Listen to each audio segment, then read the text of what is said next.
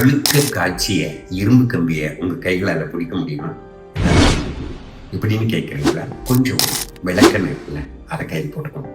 கொஞ்சம் சோறு தக்காளி ஜெல் இருக்குல்ல, அதையும் போட்டுக்கணும்.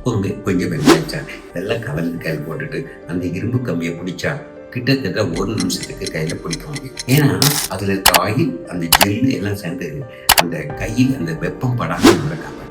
இதே மாதிரி தான் நம்ம சாப்பிடக்கூடிய உணவு இருக்கு இல்லையா, அதில் இந்த ஜெல்லும் இந்த ஆயிலும் கொஞ்சம் நீரும் இருந்ததுன்னா நம்ம உடல் செயல்படுறதுக்கு ரொம்ப நல்லா இருக்கும். அல்சர் போன்ற தொல்லை இல்லாமல் இருக்கும். உடல் இயக்கம் சிறப்பாக இருக்கும். நம்ம கட்ஸு நம்ம நல்லா இருக்கும். அது இல்லாமல் இது எல்லாமே இருக்கக்கூடிய ஒரு உணவு நமக்கு கிடைக்கும்.